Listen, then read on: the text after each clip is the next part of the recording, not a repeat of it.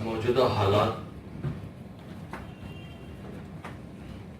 آپ اچھی طرح جانتے ہیں کہ اس وقت موجودہ حالات بہت ہی سنگین ہے. اس کا شاید اظہار کرنے کی ضرورت نہیں ہے، اور میرا یقین ہے کہ مجھ سے زیادہ موجودہ حالات سے آپ حضرات بخوبی واقف ہوں گے، اس لیے کہ مسلسل سفر کی وجہ سے مجھے ٹیلی ویژن دیکھنے کا اور نیوز دیکھنے کا موقع بہت ہی کم میسر آتا ہے. کئی دن میں ٹی وی واچ نہیں کر سکتا. تو اس اعتبار سے اگر دیکھا جائے تو آپ حضرات موجودہ حالات سے بہت اچھی طرح واقف ہیں. مختصر طور پر موجودہ حالات کا تعارف اس طرح کرایا جا سکتا ہے کہ اس وقت ملک میں صرف 3 لوگ پاورفل ہیں، اور تینوں کے علاوہ کوئی پارلیمنٹ، کوئی ادارہ اس وقت پاورفل نہیں ہے. ایک خود ملک کے وزیر اعظم، دوسرے وزیر فائنانس اور تیسرے بی جے پی کے صدر. یہ تینوں کے علاوہ اور کوئی شخص پاورفل معلوم نہیں، حتیٰ کہ وقت کا وزیر داخلہ بھی اتنا پاورفل موجود نہیں ہے. پھر موجودہ حالات کا ایک انتہائی افسوسناک پہلو یہ ہے، اور ایسا میں سمجھتا ہوں کہ تاریخ میں بہت کم ہوا ہوگا، اور وہ ہے ریلائنس. اور ایسا شاید تاریخ میں پہلی مرتبہ ہوا ہے. پھر جو نیشنل اخبارات ہیں، مین اسٹریم پیپرز ہیں، وہ سب کے سب بک چکے ہیں، اور تاریخ میں پہلی مرتبہ روزانہ متواتر اخبارات میں کئی ایڈورٹائزمنٹ، اور شاید ہی کوئی اخبار ایسا ہوگا، قومی اخبار، علاقائی اخبار، مختلف زبانوں کے اخبارات، جس میں پرائم منسٹر کی تصویر نہ چھپتی ہو اور اس میں ایڈورٹائزمنٹ نہ ملتا ہو. تو 2 طریقوں سے یہاں کے پرنٹ میڈیا کو اور الیکٹرانک میڈیا کو کنٹرول کیا جا رہا ہے. ایک دولت کی بھرمار ہے، پیپرز کو، ٹی وی چینلز کو چاہیے ایڈورٹائزمنٹ اور پیسہ، اور پیسے کی بالکل ریل پھیل ہے، اور اس کے اندر کوئی کمی نہیں ہے، اور ان تمام کو اس کے ذریعے سے خرید لیا گیا ہے.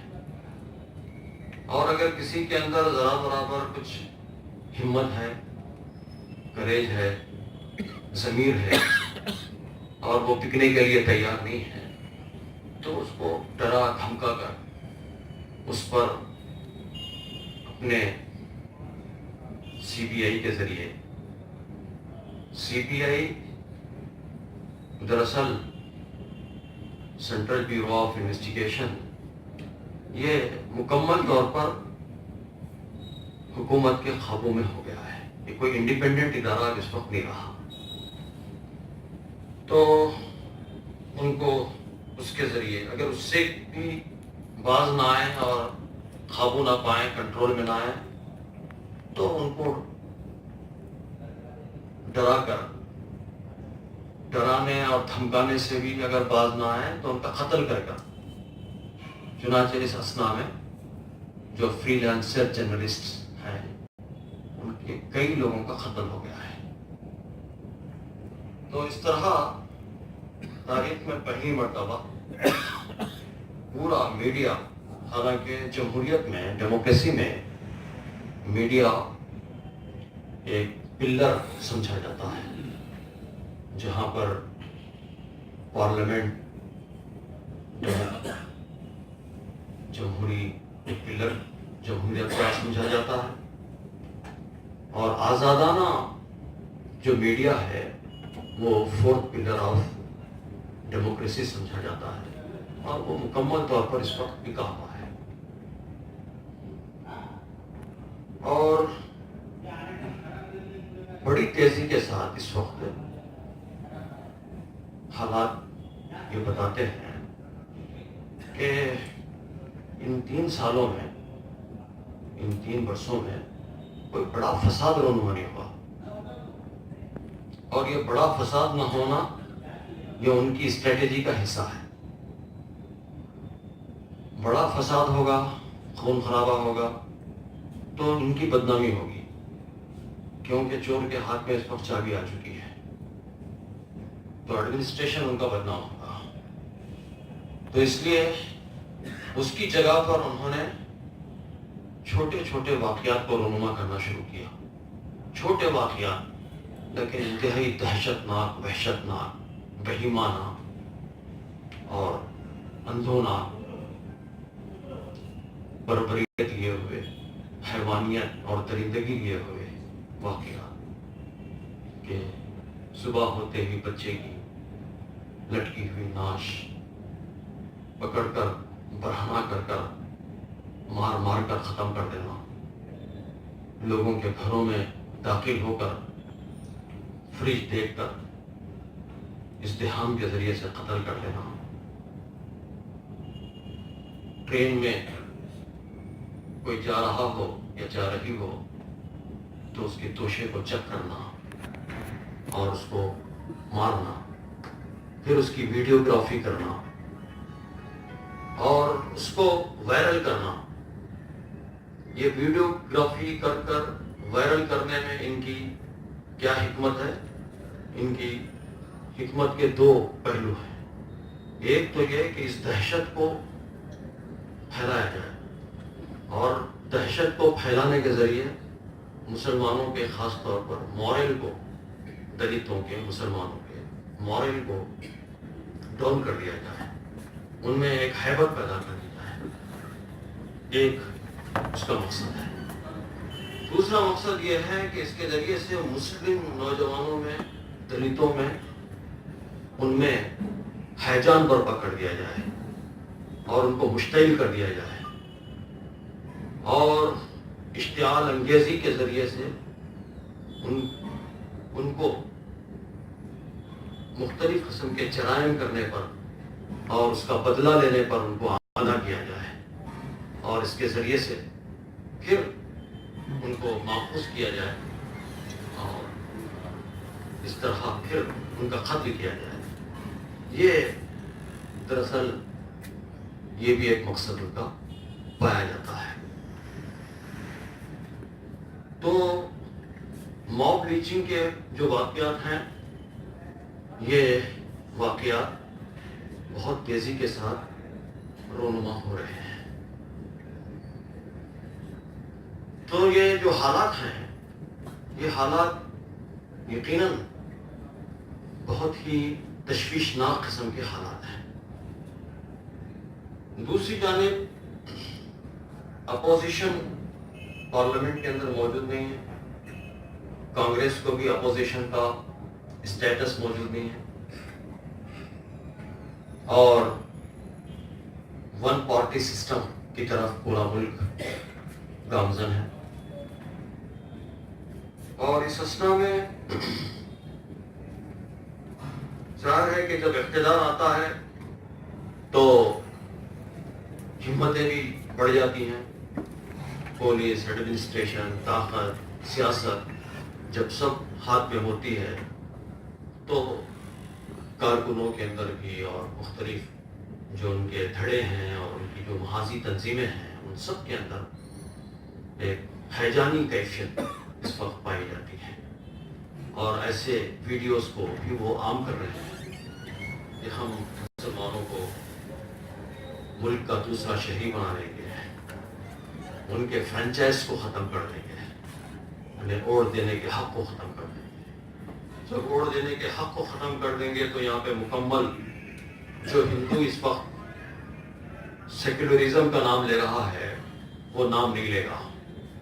اس وقت جو سیکولرزم کا نام مختلف جماعتیں لے رہی ہیں، اس کی اہم وجہ امپیچمنٹ ہے، مسلمانوں کے ووٹوں کو لینا ہے، اور اس کی وجہ سے لوگ یہ کام کر رہے ہیں۔ لہذا اس کو مکمل طور پر 2019 تک ہندو راشٹر ڈکلیئر کر دیا جائے، اور اس کے ذریعے سے ایک جو بنیادی حقوق یہاں پر پائے جاتے ہیں ان بنیادی حقوق کو سلب کر دیا جائے، ختم کر دیا جائے، ایک ساتھ سول کوڈ یہاں پر نافذ کر دیا جائے، اور مسلمانوں کو دوسرے نمبر کا شہری قرار دے دیا جائے۔ یہ دراصل پورا مکمل ایجنڈا ہی نہیں بلکہ اس وقت پوری طریقے سے ڈرافٹ بھی تیار ہے، صرف قوت ملنا باقی ہے۔ یہ وہ حالات ہیں۔ تو یہ حالات میں اس لیے بیان نہیں کر رہا ہوں کہ ہماری ہمتیں پست ہو جائیں اور پھر ہم کوئی جوابی کارروائی کرنے لگ جائیں۔ اس کے لیے میں یہ باتیں بیان نہیں کر رہا ہوں۔ جوابی کارروائی کرنا، اشتعال میں آنا، مشتعل ہو جانا، اس کا جواب دینا، یہ سب مایوسی کی مختلف شکلیں ہیں۔ مایوسی صرف یہی نہیں ہے کہ آدمی مایوس ہو کر ہاتھ پر ہاتھ دھرے بیٹھا رہے گھر میں، یہی مایوسی نہیں ہے۔ مایوسی، اشتعال بھی مایوسی ہے، بدلہ لینا بھی مایوسی ہے، یہ سب مایوسی کی شکلیں ہیں مختلف۔ تو ہم جو کام ان حالات پہ ہم انجام دینا ہے، میری گفتگو کا دوسرا موضوع ہماری ذمہ داریاں ہیں، ہماری ذمہ داریاں۔ تو ان حالات میں ہماری ذمہ داریاں، خاص طور پر سوچنے سمجھنے والے طبقے کی ذمہ داریاں، جو لوگ قوم کا درد رکھتے ہیں، ملت کا درد رکھتے ہیں، ملی جذبہ رکھتے ہیں، وہ یہ سمجھتے ہیں کہ ملت کو اونچا اٹھانا چاہیے اور اس کا کوئی رول ہونا چاہیے، یہ جو چاہتے ہیں ایسے لوگ، ان لوگوں کے کیا کام ہے؟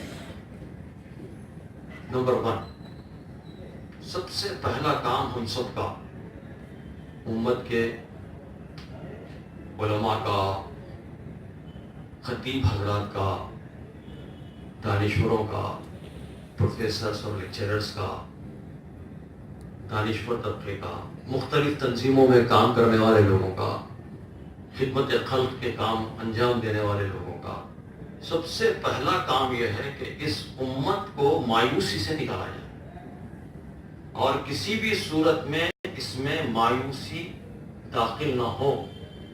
یہ کام ہماری پریارٹی ہے، پہلی ہماری پریارٹی یہ ہونی چاہیے، کیونکہ مایوس قوم، مایوس شخص، مایوس فرد دنیا میں کوئی کام نہیں کر سکتا۔ مایوس قوم، مایوس شخص، مایوس فرد دنیا میں صرف ایک ہی کام کر سکتا ہے، اس کے سوا اور کوئی کام نہیں کر سکتا، اور وہ ہے خودکشی۔ وہ ہے خودکشی۔ تو خودکشی کرنے سے پہلے بسا اوقات وہ یہ بھی سوچتا ہے کہ میں مر ہی رہا ہوں تو کچھ لوگوں کو مار کر مروں، یہ بھی مایوسی کی ایک شکل ہے۔ تو اس لیے قرآنی ہدایت یہی ہے کہ ہم مایوس نہ ہوں۔ اللہ تعالیٰ قرآن میں یہ آیت اس وقت نازل فرمائے ہیں جب نبی اکرم صلی اللہ علیہ وسلم جنگ احد سے فارغ ہوئے۔ جنگ احد میں ابتدا میں کامیابی کے باوجود درمیان میں شکست ہوئی آخری وقت میں، اور پھر 70 صحابہ شہید ہو گئے، کئی بچے یتیم ہو گئے، کئی عورتیں بیوہ ہو گئیں، کئی ماؤں کی گودیں اجڑ گئی، کئی لوگ زخمی ہو گئے، مجروح ہو گئے، کسی کا ہاتھ کٹ گیا، کسی کا پیر چلا گیا، کسی کی آنکھ کٹ گئی. تو بہت حالات، ظاہر ہے کہ مدینہ ایک چھوٹی سی بستی تھی، چھوٹا سا قصبہ تھا آج کے الفاظ میں. اب اس وقت موجودہ جو مسجد نبوی ہے بس اتنا ہی مدینہ تھا. تو اب اس بستی کے اندر کیا کوہرام مچ گیا تھا ہوگا، آپ اندازہ کیجیے. ایسی کیفیت تاری ہو گئی تھی لوگوں.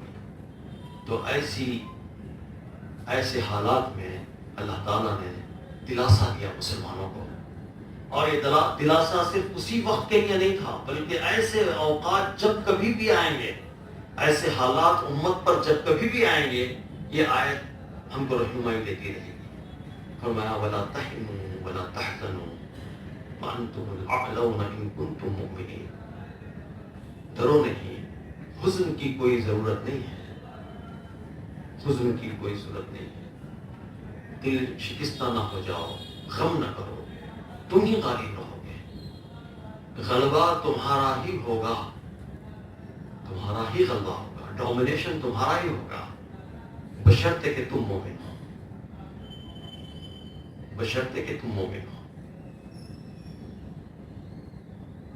کسی نے خوب کہا کہ مسلمانوں نہ گھبراؤ، خدا کی شان باقی ہے. مسلمانوں نہ گھبراؤ، خدا کی شان باقی ہے. ابھی اسلام زندہ ہے، ابھی قرآن باقی ہے. تو یہ مایوسی سے نکالنا بے حد ضروری ہے. کیوں کہ ہم وہ لوگ ہیں جو کبھی مایوس نہیں ہوتے ہیں، اس لیے کہ ہم پر فضل رحمان ہے. فضل رحمان ہے تو کیا ڈر ہے، حق نگہباں ہے تو کیا ڈر ہے. جس کی کشتی کا نا خدا ہے خدا، لاکھ طوفان ہے تو کیا ڈر ہے. یہ باتیں ملت تک پہنچانے کی ضرورت ہے. ملت تک یہ بھی پہنچانے کی ضرورت ہے کہ آج یہ دنیا کے معاندانہ قوتیں، اسلام مخالف قوتیں، مسلم دشمن قوتیں، وہ یہ چاہتی ہیں کہ اسلام کی اس شمع کو گل کر دیا جائے. یریدون لیطفئوا نور اللہ بافواہہم واللہ متم نورہ ولو کرہ المجرمون. یہ لوگ اپنے منہ کے پھوکوں کے ذریعے اللہ کے نور کو بجھانا چاہتے ہیں، اور اللہ کا فیصلہ ہے کہ وہ اپنے نور کو مکمل کر رہے گا. اللہ کا فیصلہ ہے.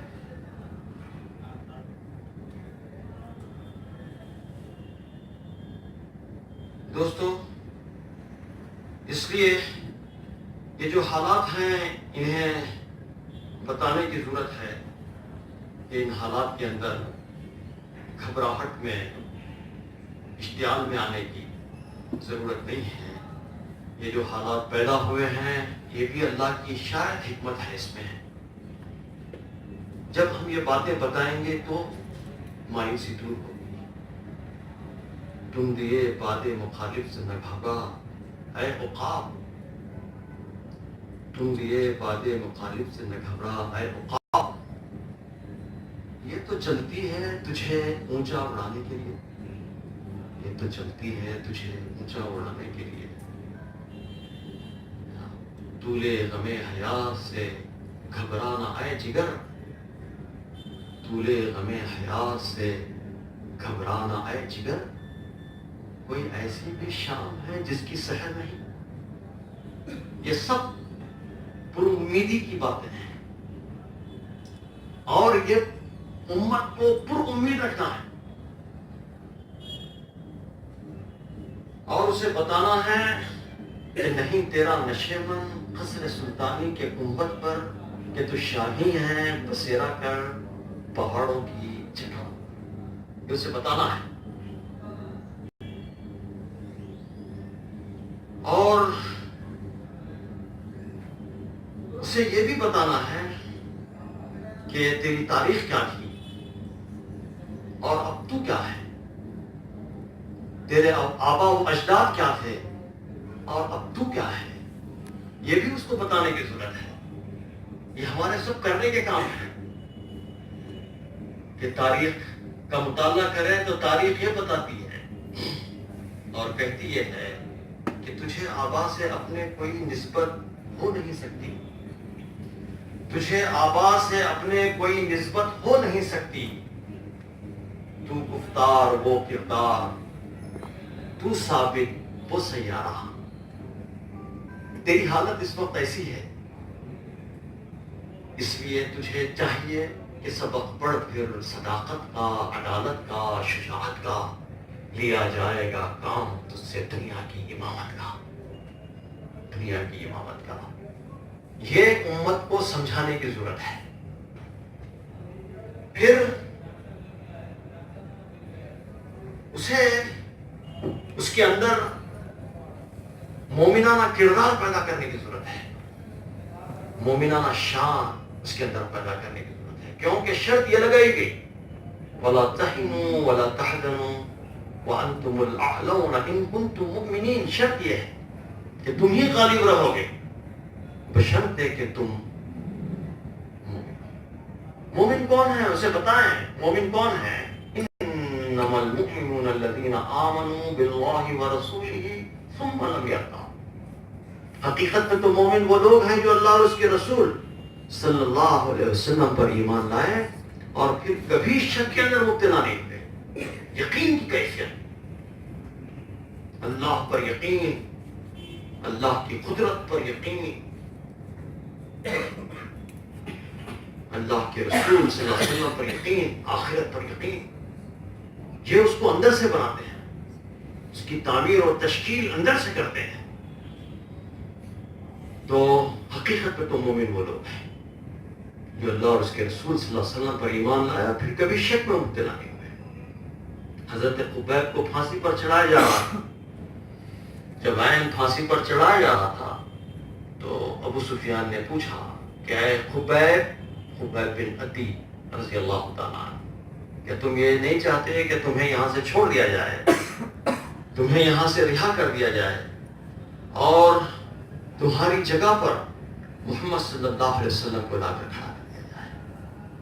تو حضرت خبیب رضی اللہ تعالیٰ عنہ نے پورے ایمانی جوش کے ساتھ میں جواب دیا کہ اے دشمن خدا، میں تو یہ بھی نہیں چاہتا کہ مجھے رہا کر دیا جائے یہاں سے، اور اس کے نتیجے میں محمد صلی اللہ علیہ وسلم کے پیر میں کانٹا چھپے، میں تو یہ بھی نہیں چاہتا۔ ثم لم يرتاب، تو یہ یقین کی کیفیت، یہ محبت کی کیفیت ملت کے اندر پیدا کرنے کی ضرورت ہے، اور اس میں کردار پیدا کرنے کی ضرورت ہے۔ اس وقت ہم معافی چاہتا ہوں کہ کردار سے ہم کہیں دست ہوتے چلے جا رہے ہیں۔ کردار ہمارا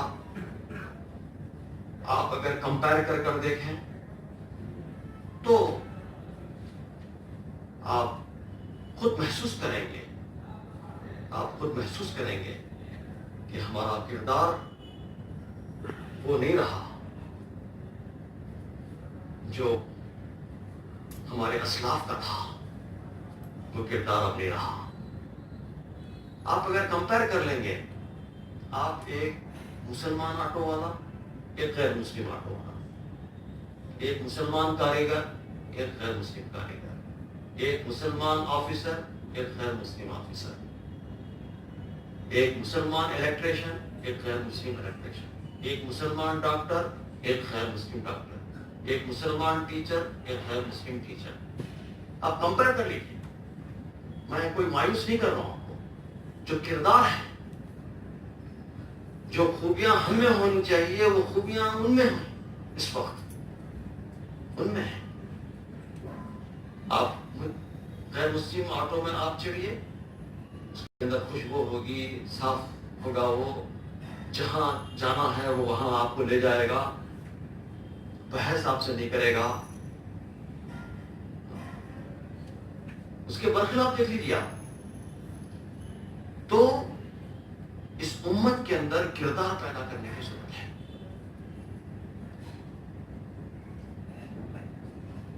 پھر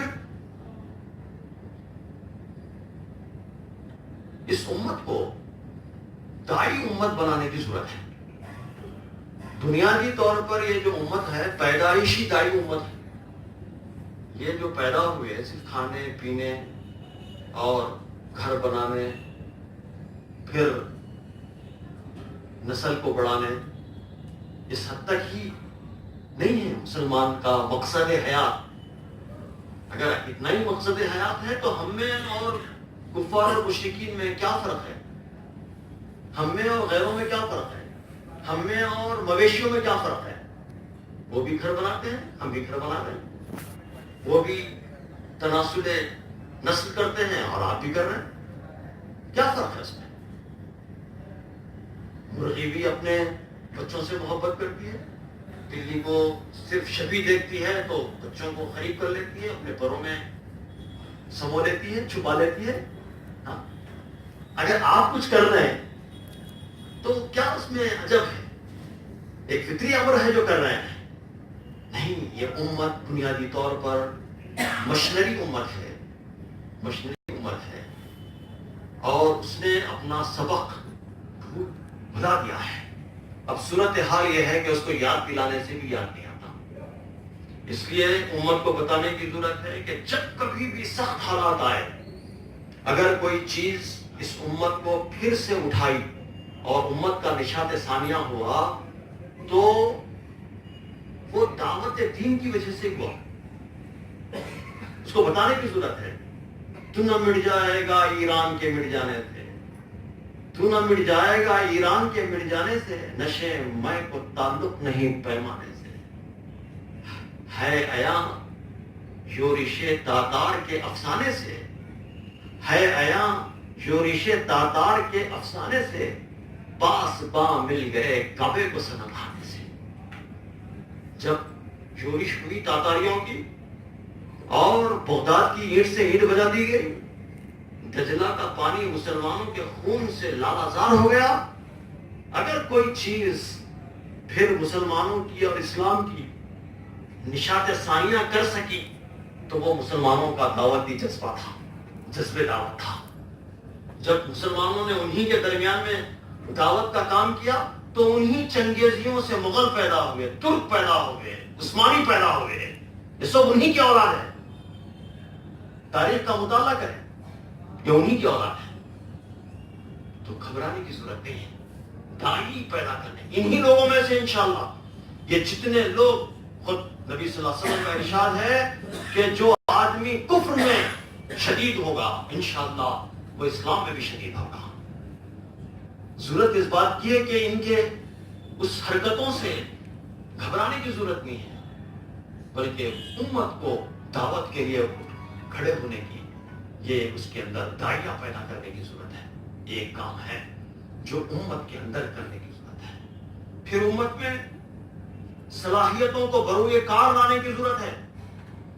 اب اس وقت ہم کو صلاحیتوں سے یہ امت خالی دکھائی دیتی ہے. کوئی نہیں جو رام جٹ بنانے کی طرح کا وکیل ہمارے درمیان ہو، کوئی نہیں. آپ بتائیے، طلاق ثلاثہ کا کیس سپریم کورٹ میں ابھی کس نے ریپرزینٹ کیا؟ مسلم پرسنل لا کی طرف سے، مسلم پرسنل لا بورڈ کی طرف سے کپل سبل نے کیا، جو سابقہ وزیر قانون تھا اس نے کیا. کوئی مسلمان نہیں. افسوس کی بات ہے، 30 کروڑ کی تعداد کہی جاتی ہے. 2002 کا فساد ہوا تو اس کے بعد میں سروے کرنا تھا اور سائنٹیفک طور پر سروے رپورٹ تیار کرنا تھا. کوئی نہیں جو مسلمانوں میں کوئی سوشالوجسٹ ہو اور اس کو تیار کرے. کون تیار کیا یہ سروے رپورٹ؟ 30 تھا، اور پھر کچھ کمیونسٹ اور لیفٹسٹ لوگ تیار کیے. آپ تیار نہیں کیے.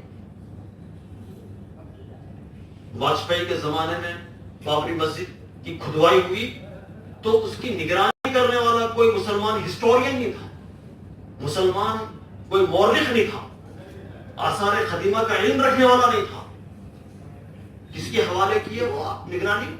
پروفیسر عرفان حبیب جو عقیدے کے لحاظ سے کمیونسٹ ہے، اس پر بھروسہ کرنا پڑا پھر۔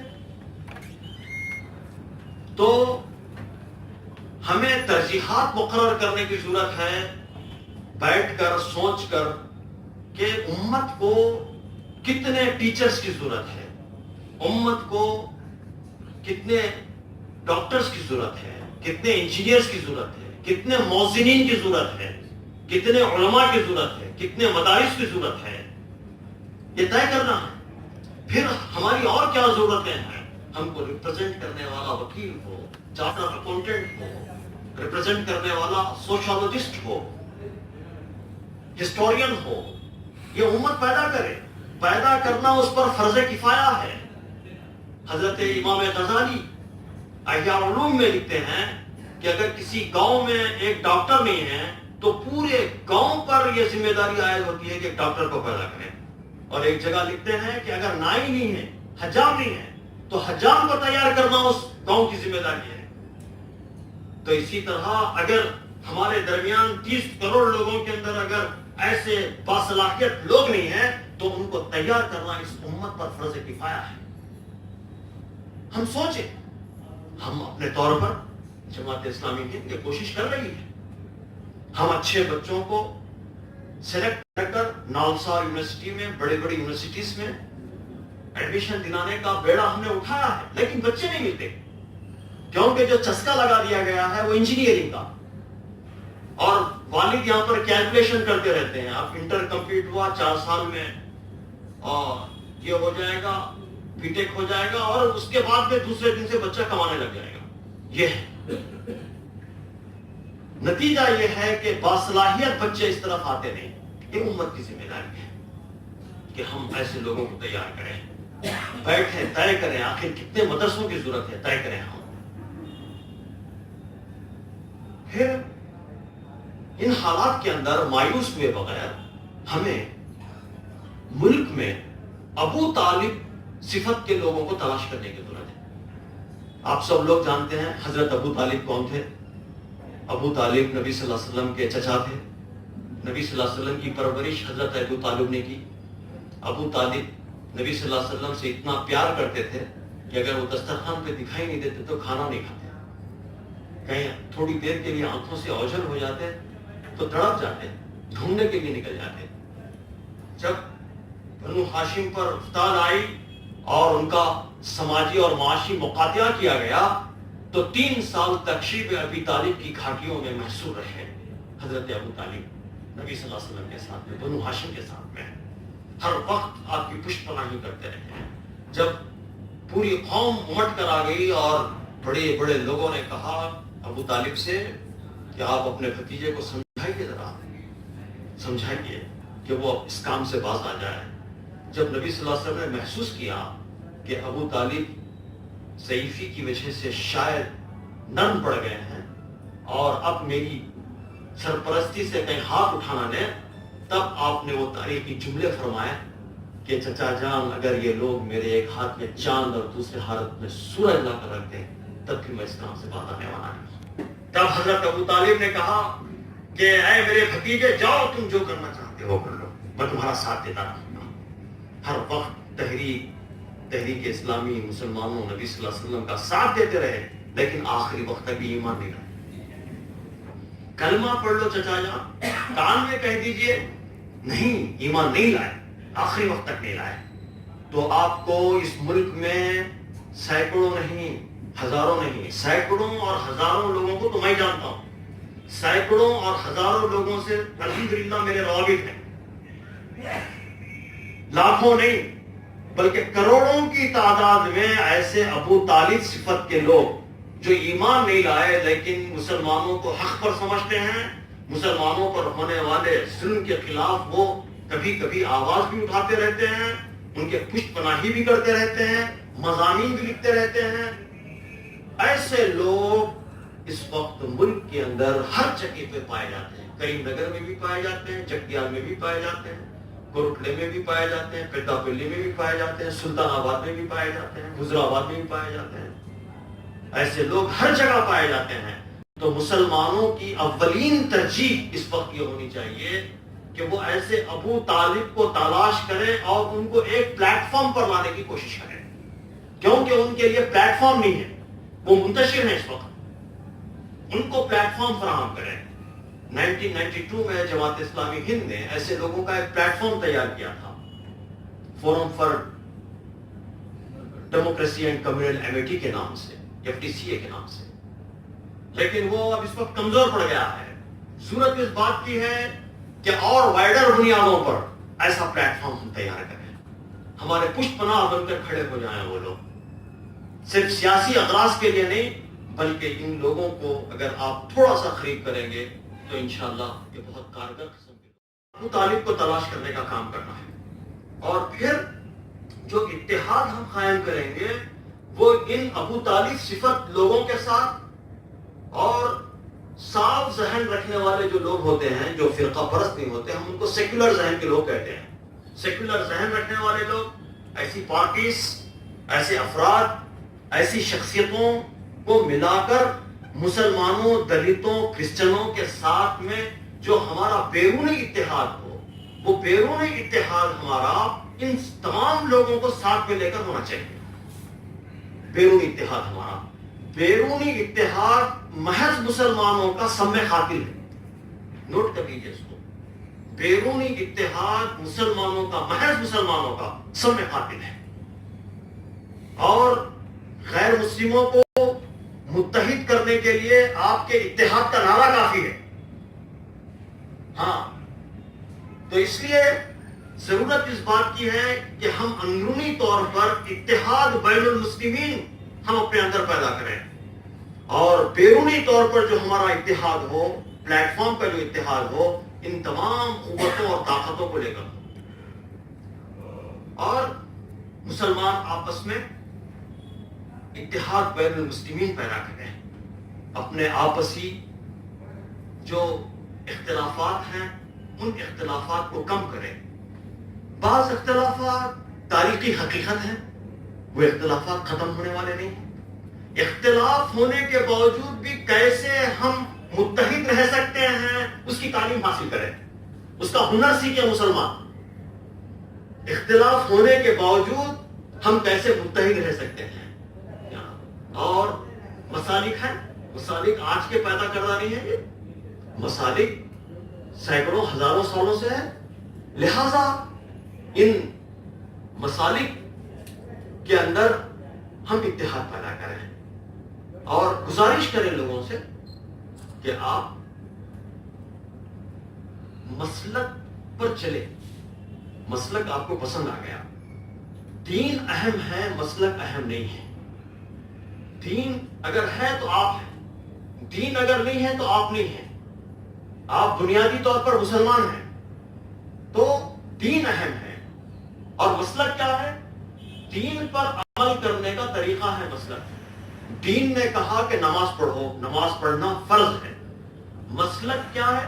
مسلک یہ ہے کہ نبی صلی اللہ علیہ وسلم نے نماز پڑھی، ہاتھ چھوڑ کر بھی، ہاتھ باندھ کر بھی، اور چھاتے پر ہاتھ باندھ کر بھی، ناف کے نیچے ہاتھ باندھ کر بھی، ان تمام طریقوں سے نماز پڑھی، آمین بالجہر کہہ کر بھی نماز پڑھی۔ تو یہ سب طریقہ صحیح ہے۔ کسی ایک طریقے پر اصرار کرنا، اس طریقے کی دعوت دینا، مسلک کی دعوت دینا، کوئی نبی دنیا میں مسلک کی دعوت دینے کے لیے نہیں آیا۔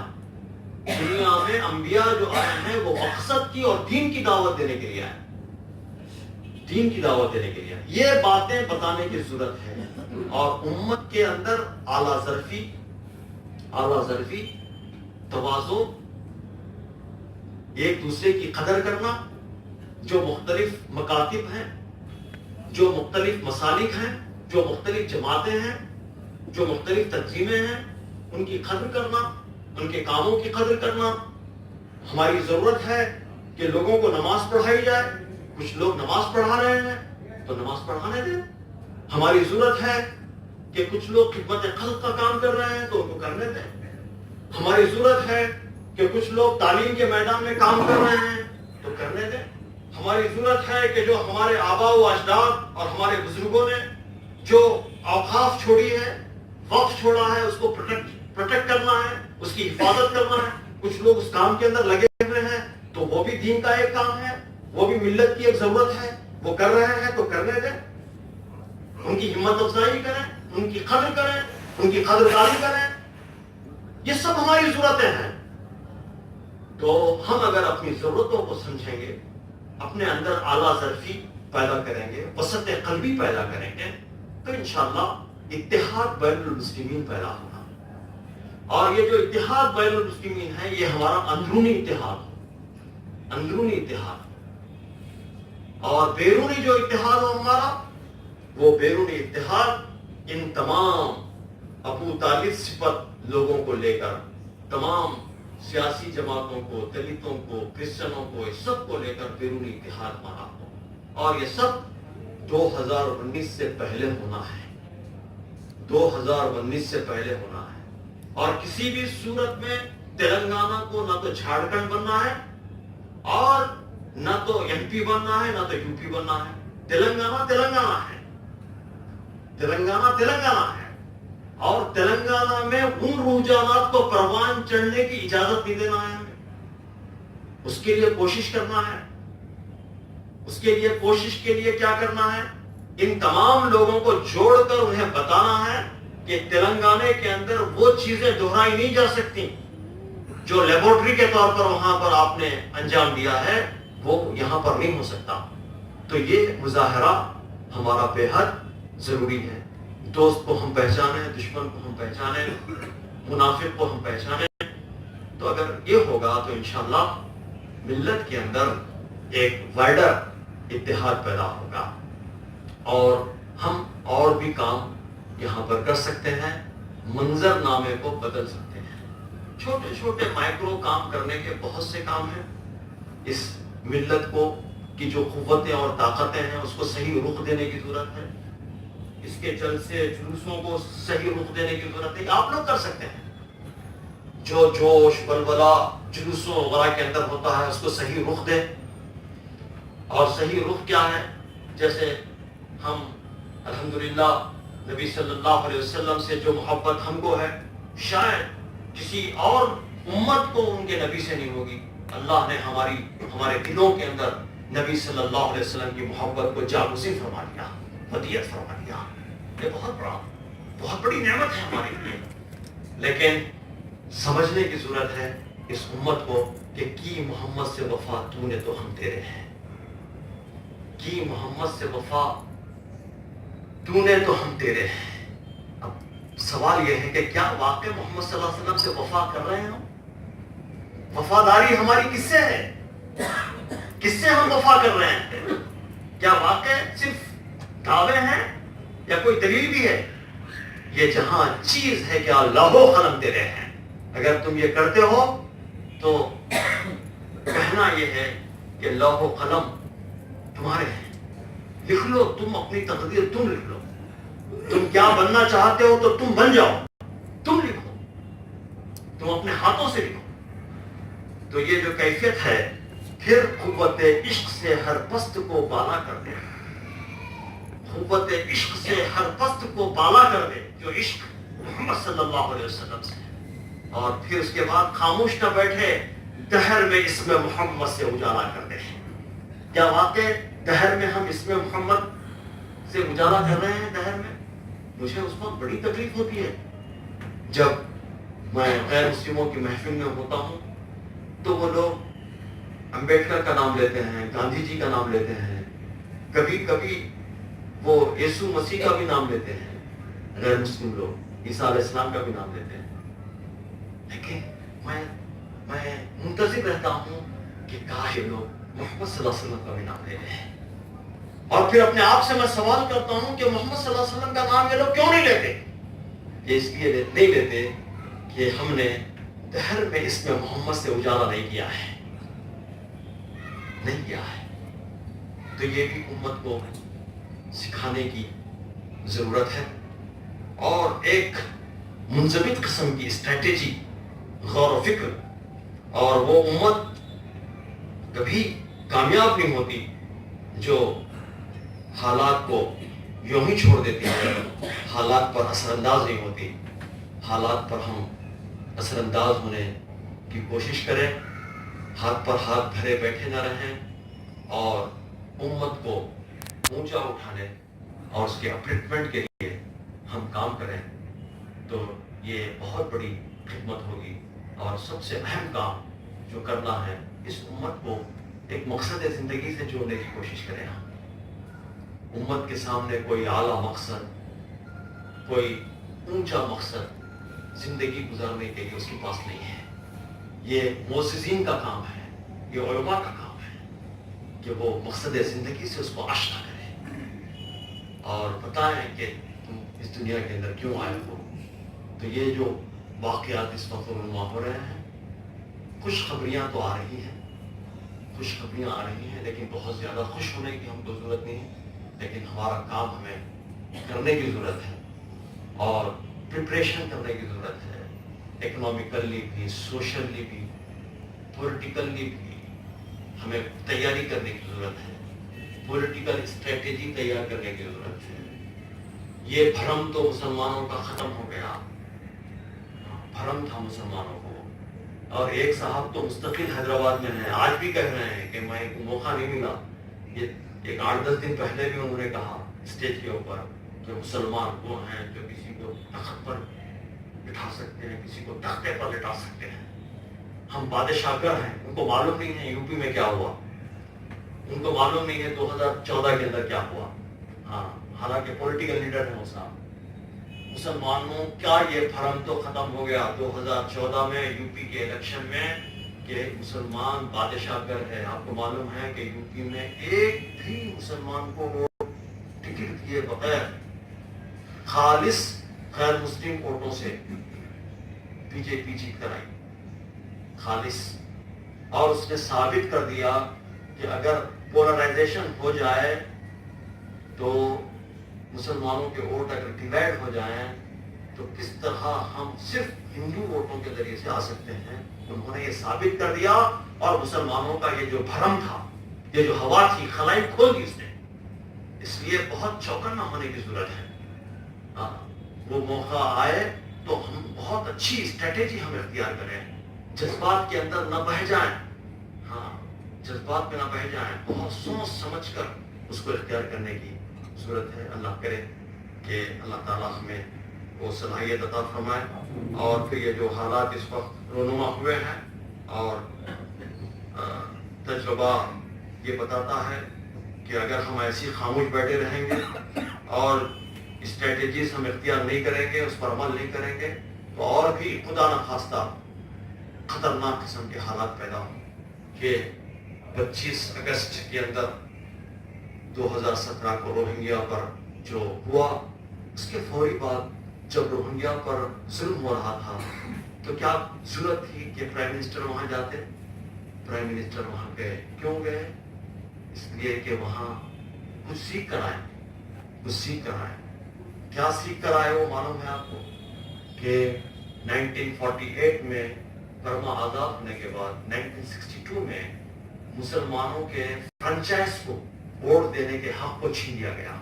1962 میں 1982 میں یہ کہا گیا کہ روہنگیائی مسلمان یہاں کے شہری ہے ہی نہیں، یہ کہا گیا. اور پھر ان سے کہا گیا کہ اگر تم شہریت کو ثابت کرنا ہے تو تمہیں ڈاکومنٹ پیش کرنا پڑے گا، 1823 سے تم کو ڈاکومنٹ پیش کرنا پڑے گا. تو یہ سب سیکھ کر آ رہی ہے. ان کی پولیس اور ان کے تمام لوگ آفیسرز یہ سب اسرائیل جا رہے ہیں، جا کر کیا سیکھ کر آ رہے ہیں؟ یہ سب سیکھ کر آ رہے ہیں، اسٹریٹجی سیکھ کر آ رہے ہیں. تو اس لیے بہت چوکنا رہنے کی ضرورت ہے. حالات ایسے بہت نہیں ہے کہ ایسی تبصرہ کیا جائے، بلکہ مطالعہ یہ بتاتا ہے کہ بہت خطرناک قسم کے حالات سے ہم گزر رہے ہیں. اور مسلم پرسنل اللہ کے اندر دیکھیے، بلی بستے سے باہر آئی گئی.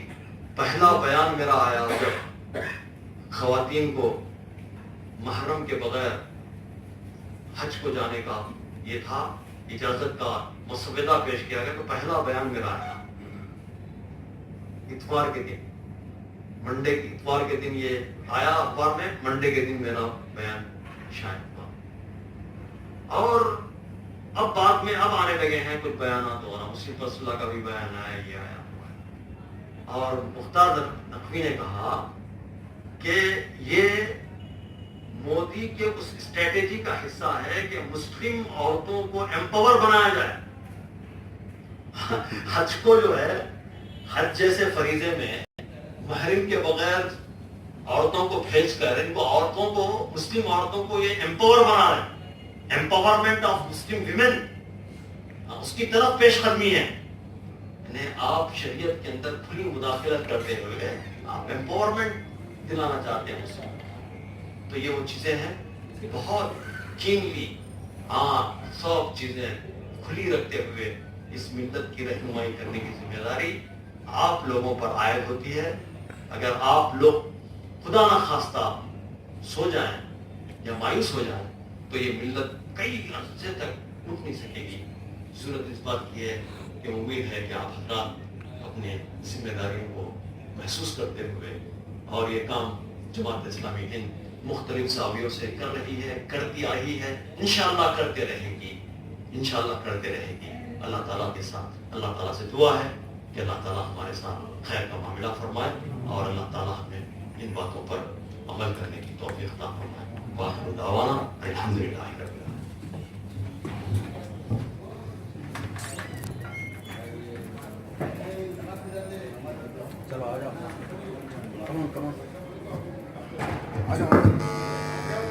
جزاک اللہ خیر۔